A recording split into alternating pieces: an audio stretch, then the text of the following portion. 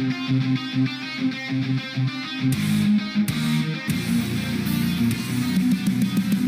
masa mendatang, dalam setiap penyusunan rancangan undang-undang, sudah seharusnya pemerintah mendengarkan tuntutan dan harapan masyarakat.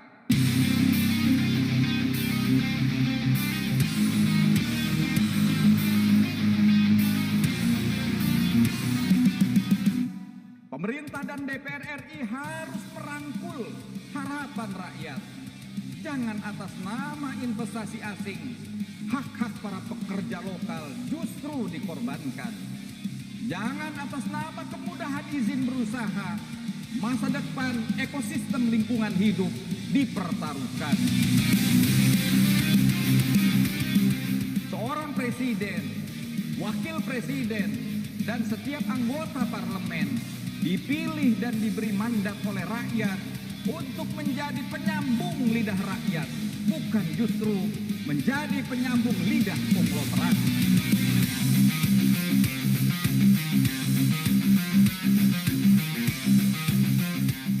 Pemimpin dan wakil rakyat itu disumpah untuk taat dan patuh kepada konstitusi, bukan kepada oligarki.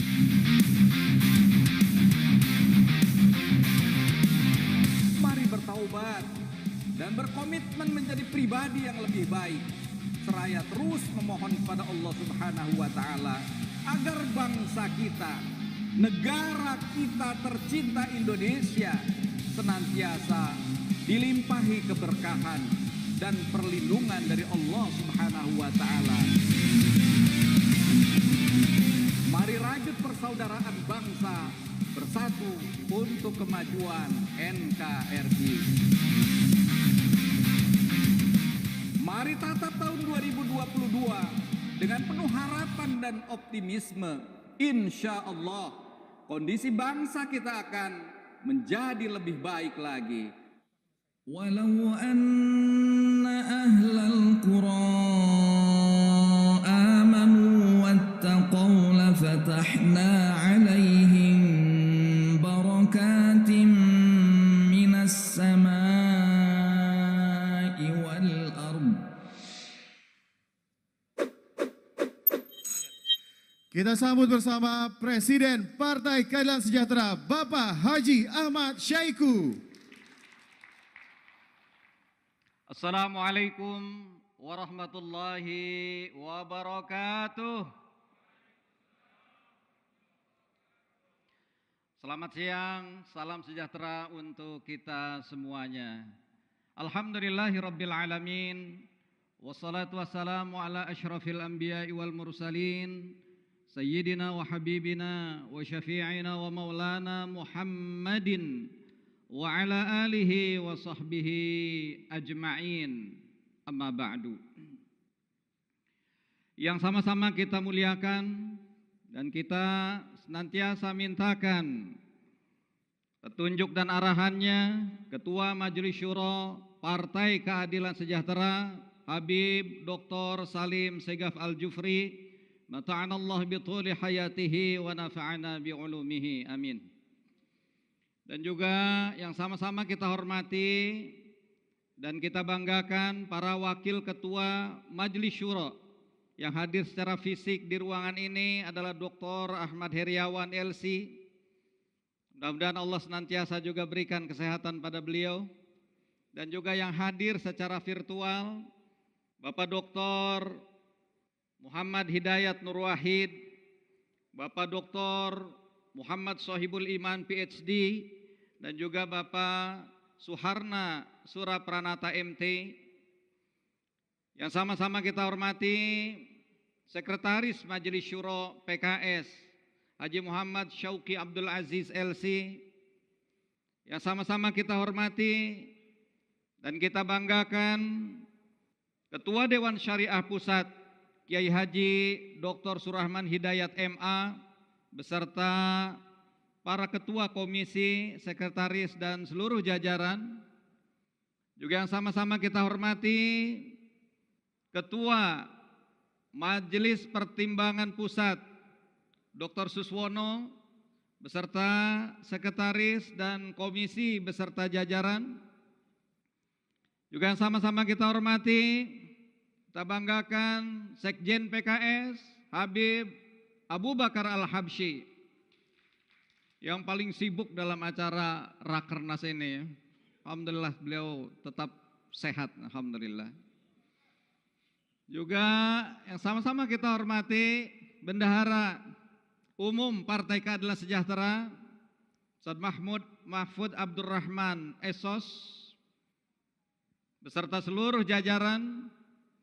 Yang saya hormati, saya banggakan Ketua Fraksi DPR RI Dr. Jazuli Juwaini beserta seluruh anggota DPR RI yang mohon maaf saya tidak sebutkan satu persatu tanpa mengurangi rasa takzim dan hormat saya.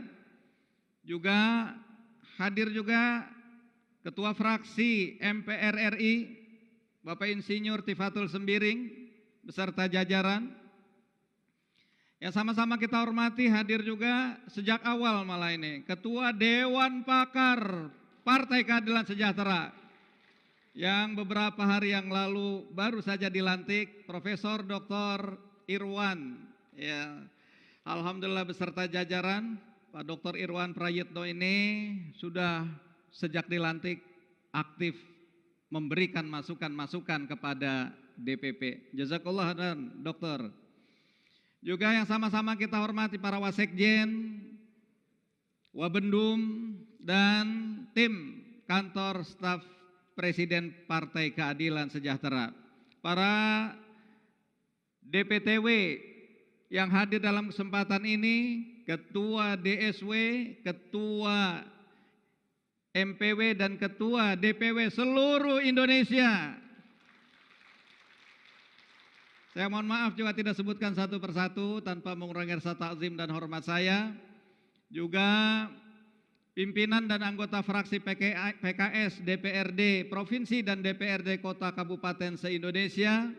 Juga para kepala daerah dan wakil kepala daerah yang diusung dan didukung oleh PKS di seluruh Indonesia.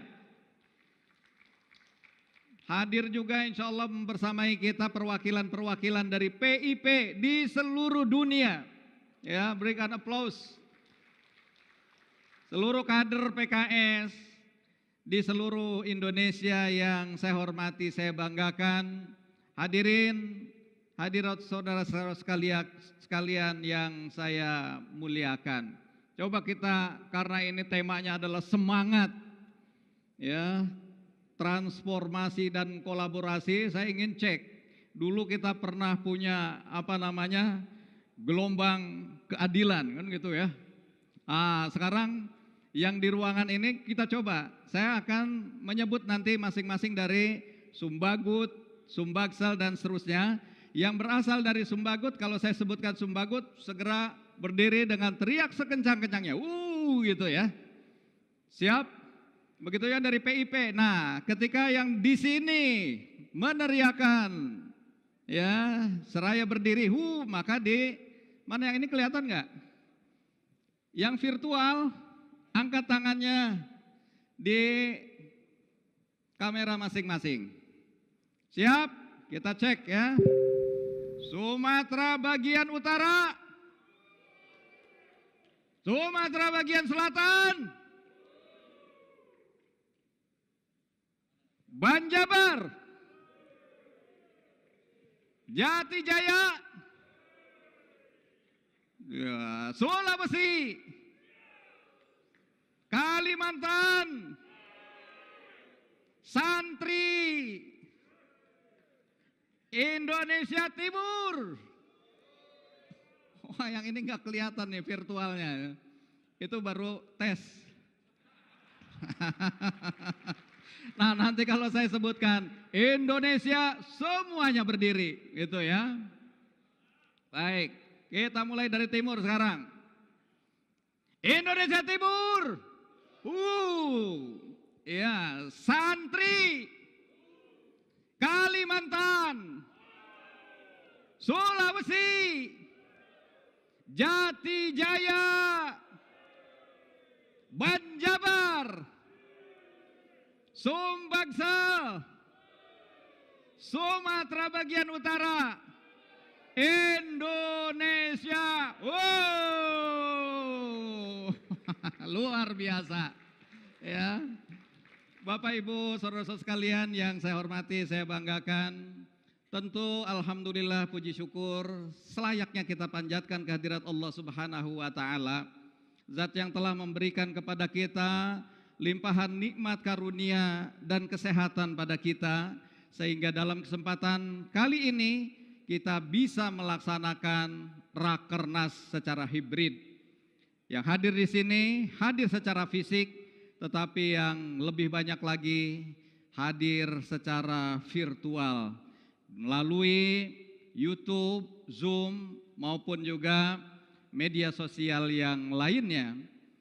Tentu kita semua yang hadir di sini juga sudah melalui protokol yang ketat dengan dilakukan antigen, sebagian lagi swab, dan juga sudah menjaga protokol kesehatan COVID-19 secara ketat. Mudah-mudahan kita terus berdoa, semoga Allah melindungi kita semua dan bangsa ini dari wabah COVID-19. Amin. Ya Rabbal Alamin. Salawat teriring salam, semoga senantiasa Allah curahkan atas qudwah kita, teladan kita, baginda Rasulullah Sallallahu Alaihi Wasallam, sosok teladan pemimpin manusia yang selayaknya kita ikuti keteladanannya. Dan mudah-mudahan Allah senantiasa berikan juga kekuatan pada kita untuk bisa mengikuti keteladanan baginda Rasulullah Muhammad Sallallahu Alaihi Wasallam.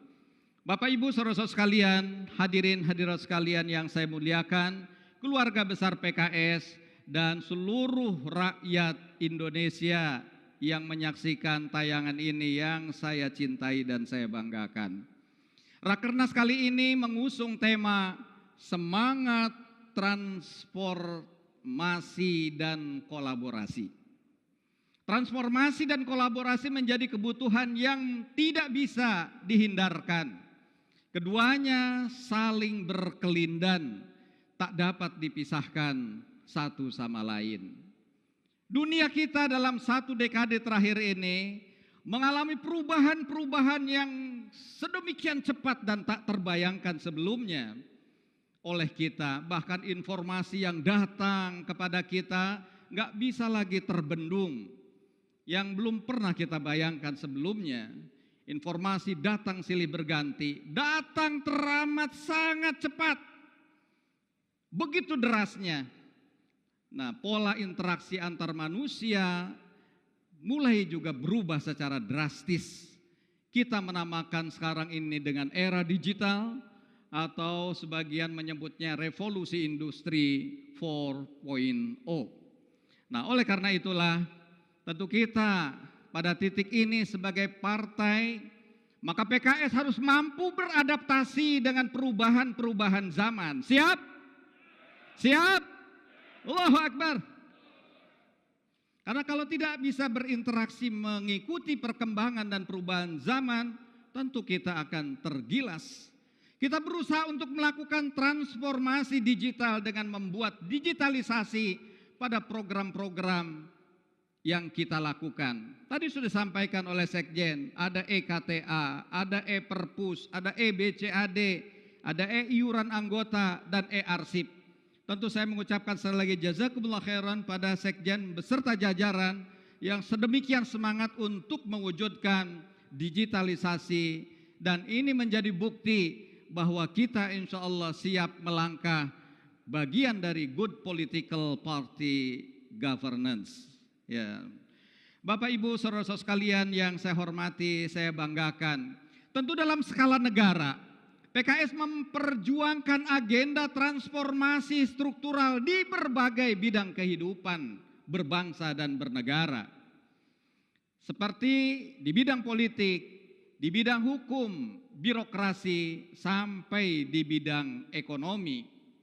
Dalam bidang politik, PKS mendorong proses terjadinya transformasi politik dan kondisi politik yang berbiaya mahal atau high cost politik menjadi politik yang lebih terjangkau.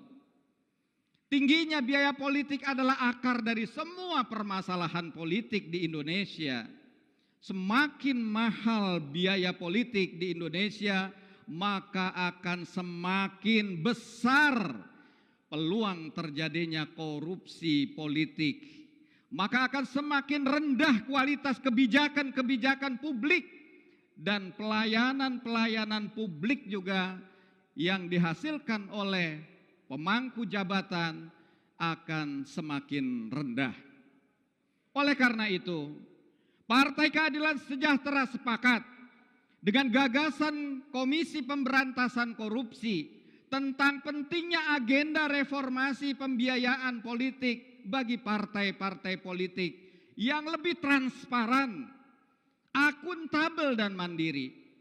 Partai politik harus merdeka dari jebakan politik berbiaya mahal, sehingga partai politik benar-benar hanya mengabdi dan berjuang untuk kepentingan rakyat banyak, bukan untuk kepentingan oligarki dan pemilik modal yang membiayainya. Di titik inilah negara penting untuk hadir secara legal konstitusional dalam proses transformasi pembiayaan partai yang lebih akuntabel, mandiri dan bermartabat. Semangat transformasi di bidang politik harus diikuti juga transformasi di bidang birokrasi. Kinerja sebuah pemerintahan akan sangat tergantung pada kinerja mesin birokrasinya. Semakin efektif dan efisien, maka akan semakin bekerja lebih bisa dengan biaya murah dan mampu memberikan pelayanan terbaik kepada masyarakatnya.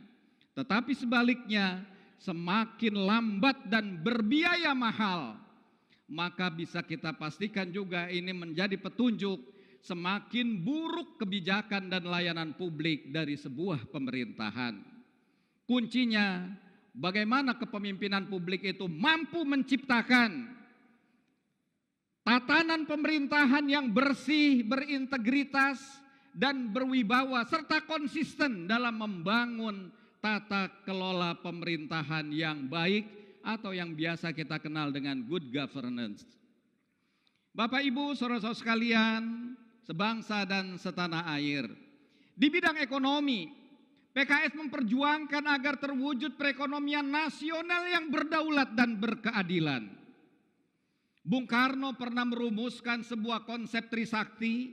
Beliau mengatakan bahwa Indonesia sebagai bangsa yang merdeka harus memiliki 3 syarat yang harus dipenuhi, yakni Indonesia harus berdaulat secara politik, berdikari secara ekonomi, dan berkepribadian dalam kebudayaan. Mungkin kita sebagai bangsa sudah berdaulat secara politik. Mungkin kita sudah memiliki kepribadian dan kebudayaan. Tetapi pertanyaan penting yang perlu kita ajukan dan kita renungkan, kita introspeksi pada diri kita masing-masing sebagai seorang anak bangsa. Sudahkah kita sebagai bangsa berdaulat dan adil secara ekonomi? Inilah pertanyaan yang harusnya muncul dari diri kita.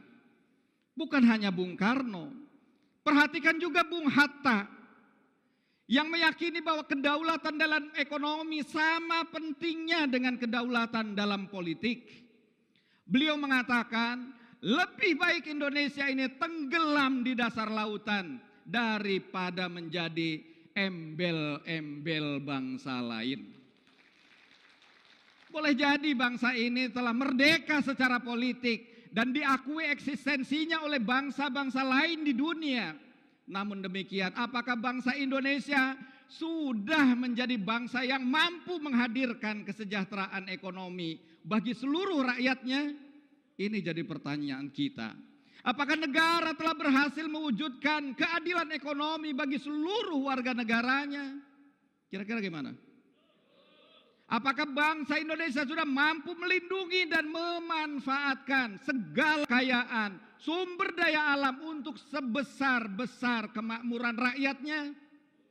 Semuanya banyak pertanyaan yang kita jawab dengan belum. Karena masih tingginya angka pengangguran, masih tingginya angka kemiskinan yang berada di sekitar kita. Bapak-bapak, ibu-ibu, saudara-saudaraku sekalian, sebangsa dan setanah air.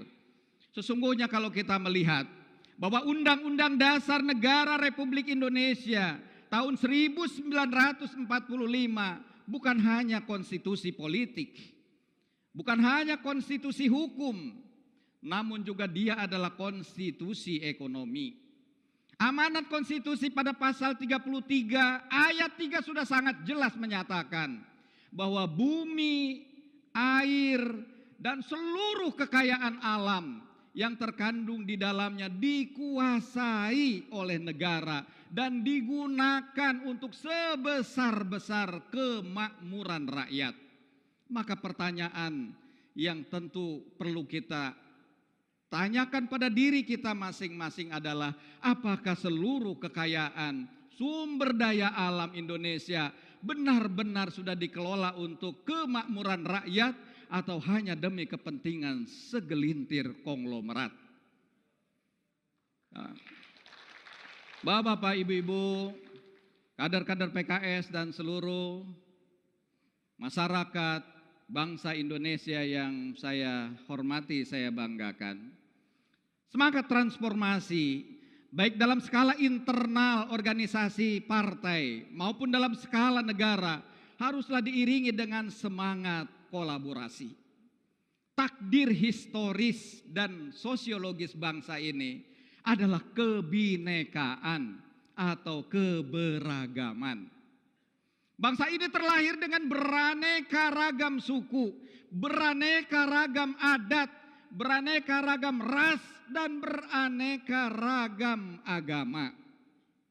Maka keberagaman ini adalah anugerah yang patut disyukuri bersama sebagai bangsa. Adalah rumah kita Indonesia ini yang harus kita jaga dan kita syukuri bersama.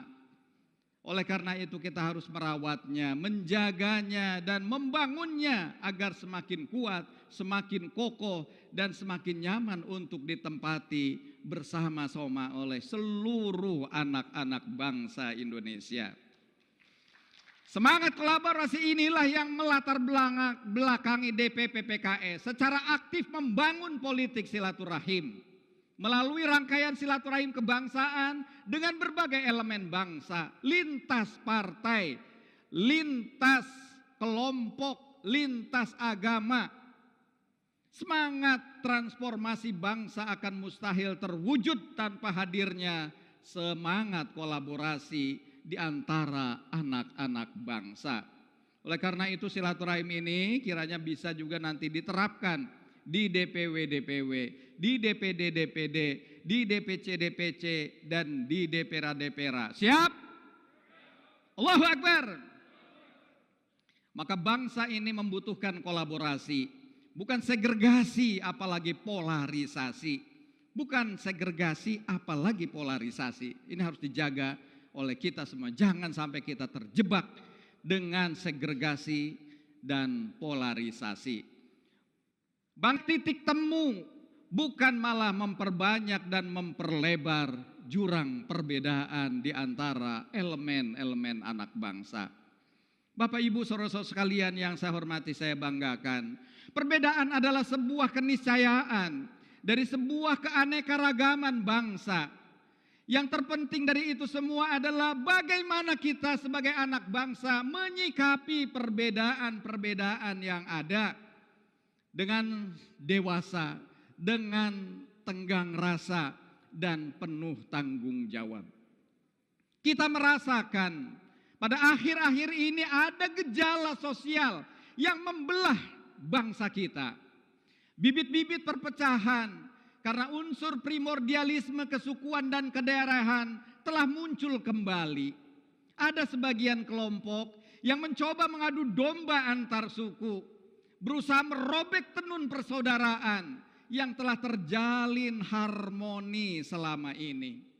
Maka fenomena ini tentu merupakan kemunduran bagi kehidupan dalam berbangsa dan bernegara.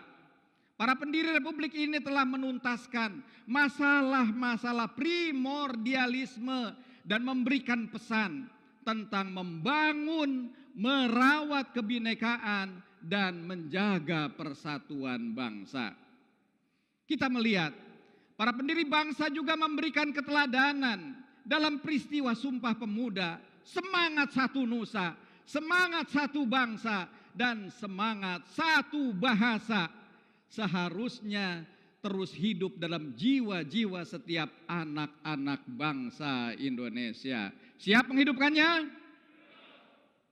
Saudara-saudara sekalian yang saya hormati, saya banggakan, ini tentu menjadi PR bagi kita semuanya. Jangan tarik kembali konflik-konflik kesukuan dan kedaerahan dalam kehidupan berbangsa dan bernegara. Sebagai sesama anak bangsa, mari kita hentikan tindakan provokasi, agitasi, dan ujaran-ujaran yang menghadirkan rasa benci dan curiga di antara sesama anak bangsa. Kita harus belajar kepada generasi awal, para pendiri bangsa ini seperti Bung Karno, Bung Hatta, Syahrir, Muhammad Nasir, Haji Agus Salim, Mr. A.A. Maramis, Ignatius Joseph Kasimo, maupun Johannes Leimena. Kita melihat sebuah suasana yang indah di antara mereka. Mereka menjadikan aneka ragam perbedaan sebagai alasan untuk melahirkan Indonesia. Justru karena banyak perbedaan di antara mereka, maka lahirlah Indonesia.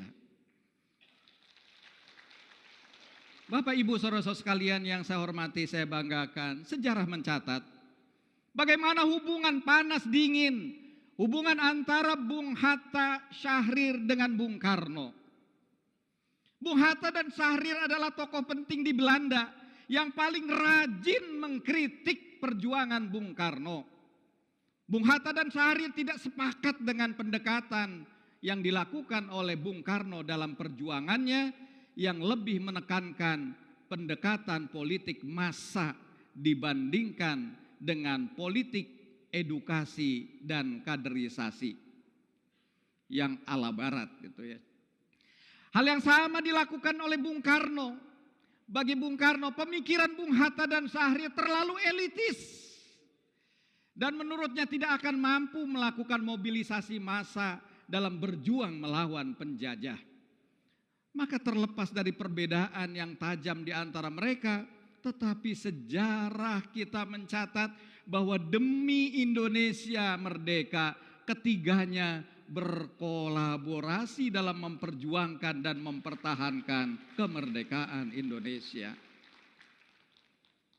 Sejarah juga mencatat bagaimana Muhammad Nasir, tokoh Islam dan pemimpin Partai Masyumi yang mampu membangun kolaborasi dengan lintas partai, baik partai nasionalis, partai Katolik, dan partai Kristen dalam memperjuangkan agenda Mosi Integral Nasir, yaitu membubarkan Republik Indonesia Serikat dan mengubahnya kembali menjadi Negara Kesatuan Republik Indonesia.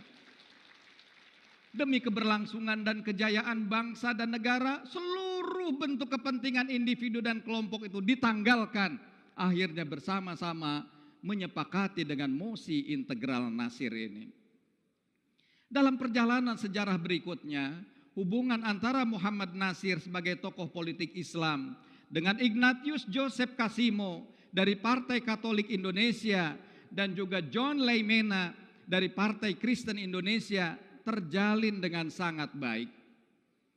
Bersama I.J. Kasimo dan Johannes Leimena, Muhammad Nasir bersama-sama berjuang untuk meluruskan konsep demokrasi terpimpinnya Bung Karno yang dianggap sudah melenceng dari jalan demokrasi dan Pancasila.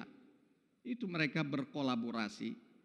Oleh karena itu hadirin yang saya muliakan, keluarga besar PKS dan seluruh rakyat Indonesia yang saya cintai, saya banggakan. Jati diri PKS adalah partai Islam yang rahmatan lil alamin. Makna rahmatan lil alamin artinya Islam wasatiyah.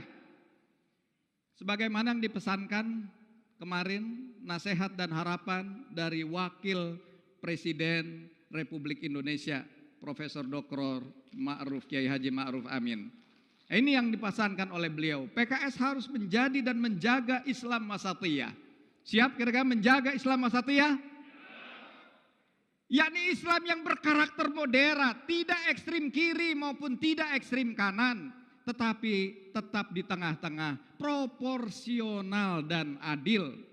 Sikap moderasi PKS termaksud dalam anggaran dasar dan anggaran rumah tangga partai yang menetapkan visi dan misi partai sejalan dengan cita-cita dari para pendiri bangsa yang tertulis dalam pembukaan Undang-Undang Dasar Negara Republik Indonesia tahun 1945.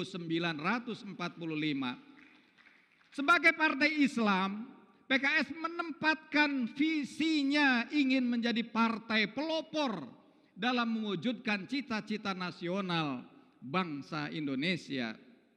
Sebagaimana termaksud dalam pembukaan Undang-Undang Dasar Negara Republik Indonesia tahun 1945, sedangkan misinya adalah ingin menjadikan PKS sebagai sarana perwujudan masyarakat madani yang adil, sejahtera, dan bermartabat dalam keutuhan Negara Kesatuan Republik Indonesia berdasarkan Pancasila.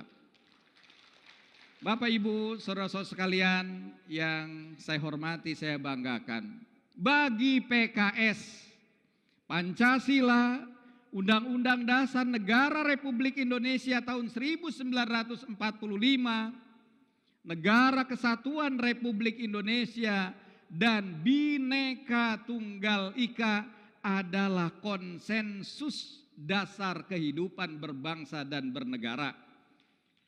Yang kita sudah yakini, kita sudah selesai dibahas oleh para pendiri bangsa dan tidak perlu kemudian diurai-urai kembali. Setuju? Akhir-akhir ini kita menyaksikan bahwa ada narasi-narasi yang ingin membenturkan umat Islam di Indonesia dengan Pancasila dan NKRI. Seolah-olah pilihan hidup menjadi muslim yang taat dan patuh kepada ajaran agamanya adalah sebuah pilihan hidup yang tidak nasionalis dan bertentangan dengan Pancasila. Tentu stigma seperti ini sangatlah menyesatkan. Atas nama rasa kemanusiaan dan keadilan, stigma seperti ini telah mencederai nilai, mencederai nalar, dan mencederai etika publik. Jangan sekali-kali menghina nilai, nalar, dan etika publik dengan propaganda yang tidak masuk akal dan mengganggu nalar kita sebagai manusia yang rasional.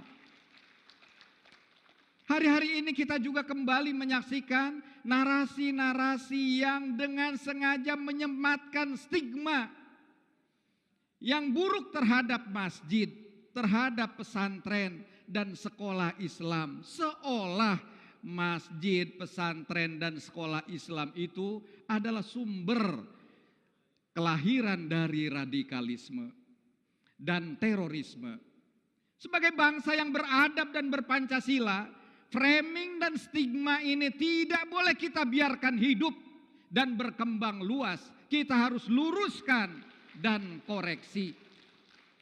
Bapak, Ibu, saudara-saudara sekalian yang saya hormati, saya banggakan, sejarah mengajarkan kepada kita bahwa para pendiri bangsa ini tidak pernah menjadikan Pancasila sebagai instrumen politik demi meraih dan mempertahankan kekuasaannya.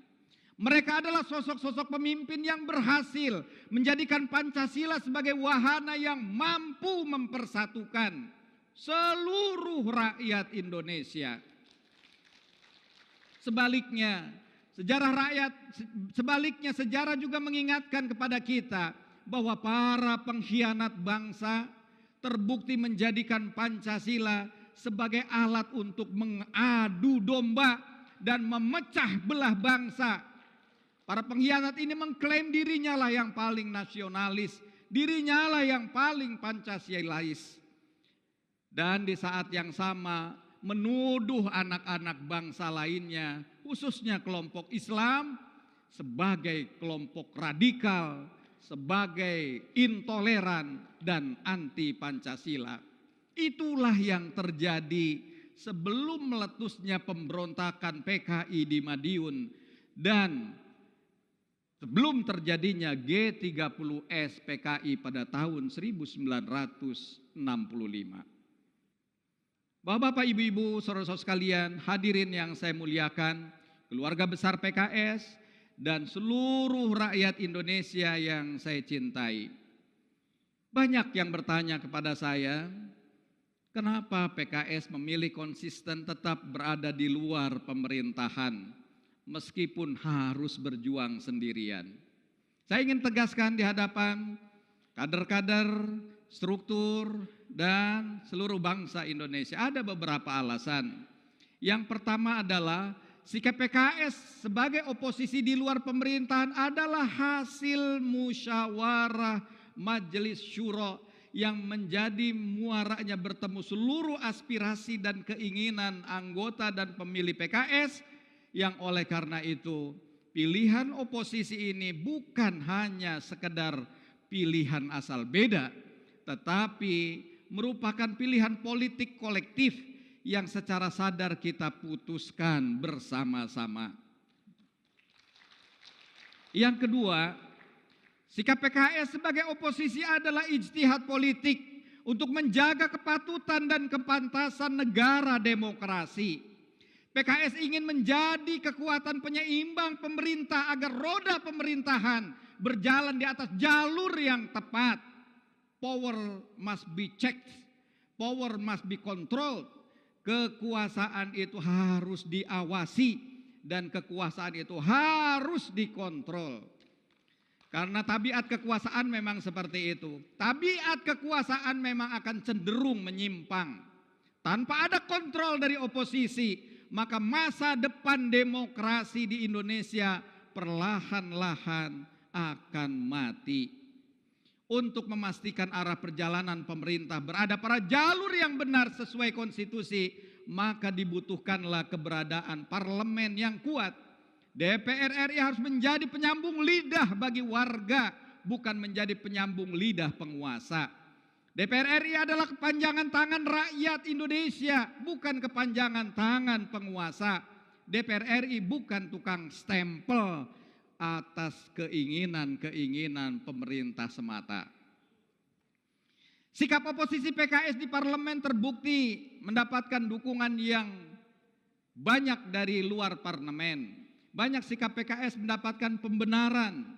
Sikap konsisten PKS menolak RUU Cipta Kerja membuahkan hasil dukungan dari Mahkamah Konstitusi bahwa undang-undang tersebut adalah inkonstitusional bersyarat. Oleh karena itu saya mengucapkan jazakumullah khairan pada Ketua Fraksi PKS DPR RI dan Ketua Fraksi PKS MPR RI yang sedemikian terus konsisten berjuang di parlemen untuk menyuarakan apa yang diinginkan oleh partai. Bapak Ibu saudara-saudara sekalian yang saya hormati, saya banggakan, dalam rangka memperkuat sikap oposisi, DPP sudah menunjuk 10 orang juru bicara DPP PKS untuk memperkuat sikap oposisi PKS yang akan berkomunikasi dengan publik tentang bagaimana sikap dan perjuangan yang dilakukan oleh Partai Keadilan Sejahtera. Saya mengucapkan terima kasih juga kepada insan media yang sudah sedemikian rupa terjalin dalam tukar-menukar informasi dan pemberitaan kepada masyarakat bangsa Indonesia. Saya mengucapkan terima kasih sehingga ini mencerahkan seluruh elemen masyarakat Indonesia.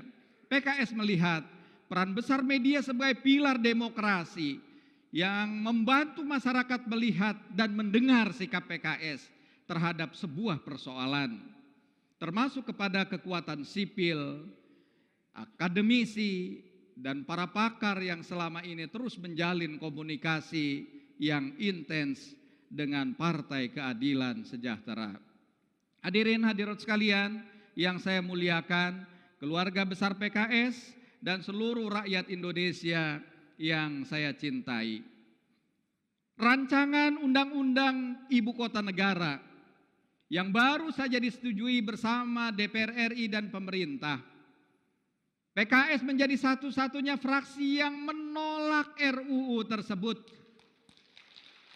PKS menolak karena dua hal. Pertama, RUU IKN bermasalah baik secara formil dan prosedural.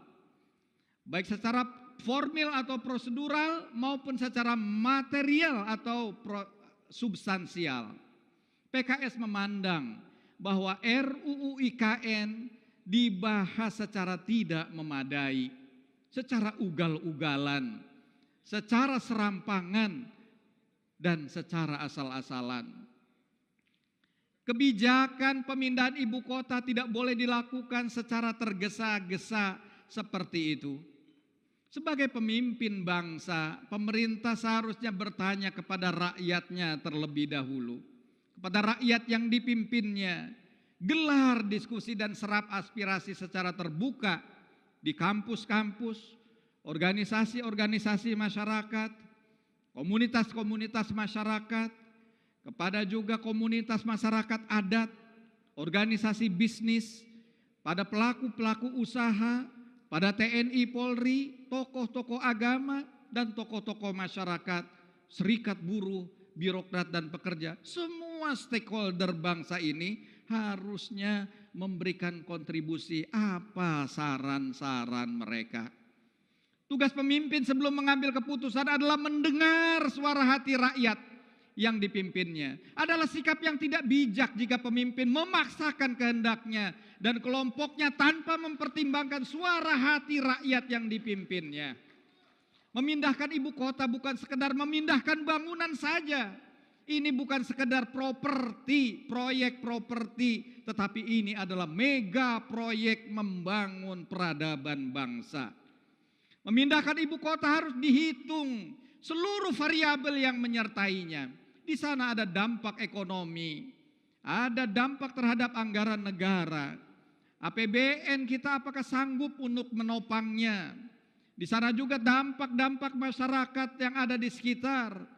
Ada dampak bahkan dalam kehidupan rumah tangga, karena nantinya toh akan dibayar dengan pajak-pajak rumah tangga yang pada akhirnya juga akan menjadi penderitaan bagi keluarga-keluarga Indonesia.